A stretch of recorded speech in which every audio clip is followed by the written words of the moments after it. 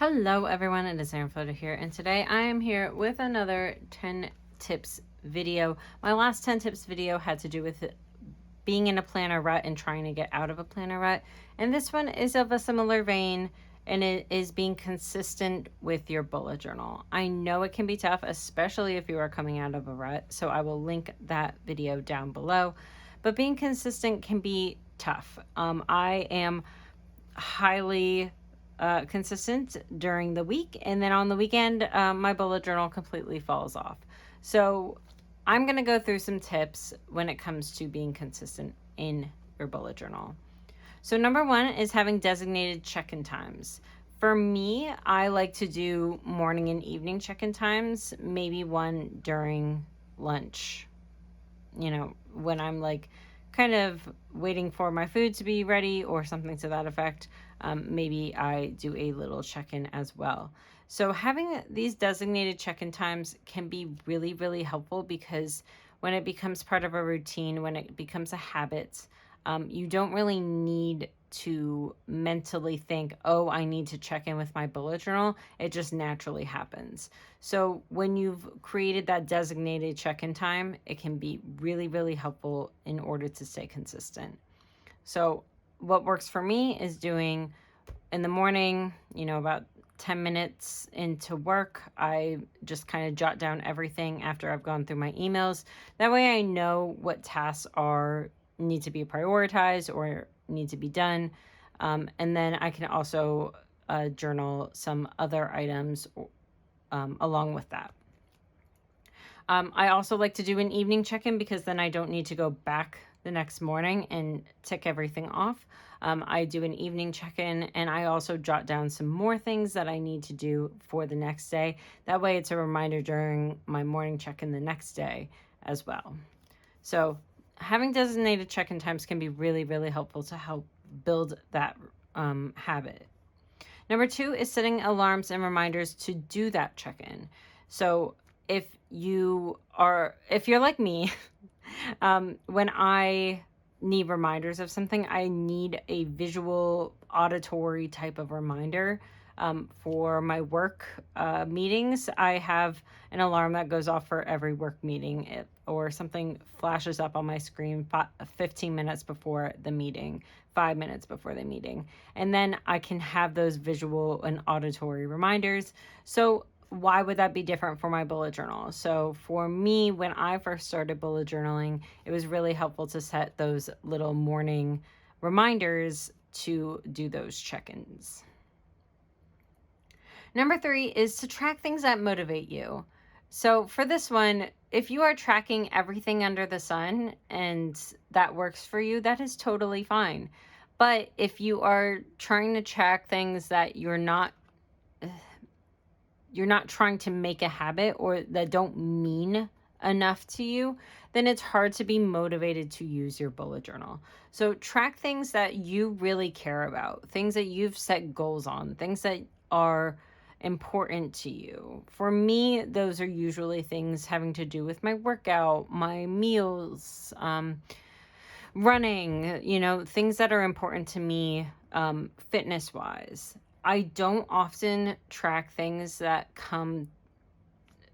have to do with my business, because those are things that just kind of naturally happen, and they don't motivate me to use my bullet journal, but fitness does. Or my animals, walking the dogs, those are very important things to me and things that motivate me. And I like to track those types of items. So pay attention to what you are tracking and how you are using your bullet journal, and use it for things that motivate you to use it. If you're using it just to use it and it's not helping you in any way, it's not motivating you in any way, then maybe a bullet journal system isn't the right thing for you. So that is number three. Number four, make sure to use your Bujo for useful things. So this is kind of the same vein. So if you are using your bullet journal strictly to do your task list, and that is full of useful items for you, that is completely fine. If you are using a bullet journal and you decide, oh, I want to do this tracker but it has to do with reading and you don't read and you're not motivated to read, then that's not something that is useful to you.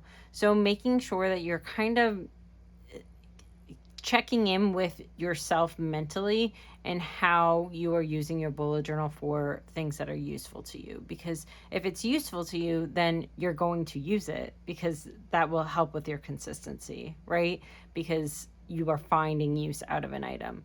If you keep tracking things that you don't see yourself coming back to often, then maybe that's not of use to you. Maybe that type of tracker isn't of use to you. And that is one of the things with bullet journaling, is a big old dose of trial and error. So you will find things that work for you over time. And if you are beginning your bullet journaling journey, don't be afraid to mess up. Don't be afraid to just say, nope, that spread's not for me. Number 5, create a reward system for using your bullet journal. We all love rewards. So maybe one of your rewards that you're doing is a tracker, right? So you do AM check-in, PM check-in. And if at the end of the month, all of those squares are filled in because you have done your AM check-in and your PM check-in every single day, then you get a reward. I think a lot of us really are completionists, and rewarding yourself for being a completionist is always super fun. So create a reward system for doing the check-ins with your bullet journal, for filling out your habit trackers every single day, things like that. Definitely make a reward system. Number 6, do things you enjoy while using your bullet journal. For me, I like to watch a bunch of YouTube videos. I like to watch streamers on Twitch. I like to listen to podcasts. I use my bullet journal time as a me time. I will listen to John Oliver in the background on Monday mornings, for example, while I am doing my bullet journal setup. So those are things that really motivate me. So listening to music that you love, listening to podcasts that you love, drinking coffee if you are a coffee drinker, make it a celebration of sorts of you using your bullet journal. Make it a self-care activity of you using your bullet journal. It is not just a tool for doing things. It can be so much more. And so if you are associating your bullet journal with things that you like to do, you are going to also like doing your bullet journal. Number 7 is being realistic about your planner. So in terms of being realistic, I say this all the time. I have historically been absolutely awful at checking in with annual trackers. And you can go back to like my 2018, 2019 setup, and I'll say the same exact thing, that I have historically been terrible at checking in with my annual trackers. This year was the first year that I felt motivated to do constant check-ins with annual trackers. So in 2019, 2020, 2021, 2022, I barely put anything in the beginning of my notebook, and that was realistic for me because I'm not going to be consistent with those pages, and then it's just going to annoy me by the end of the notebook that none of those pages were filled out. So being realistic with what you know, and again, these types of things come over time. You may not know what works for you right away in bullet journaling, but if you've noticed a trend, then be realistic about that trend. Number 8 is add it to your AM PM routine. So this has to do with like the designated check-in times, but if you build it into a routine, so say in the morning, I feed my dogs, feed my cats, let the dogs out to go to the bathroom, I stretch, I drink some water, I make my coffee, I sit down with my bullet journal, I fill out my task list, and I put on a podcast. So I'm creating an entire routine that I will do every single workday, for example. And that is something that I do often. For my PM routine, I will fill out my bullet journal right before I take any sort of medication. That way I can kind of do a mental detox of what happened during the day and then take my medication so that I can go to bed. So building it into a longer routine rather than just designating a random time to do a check-in.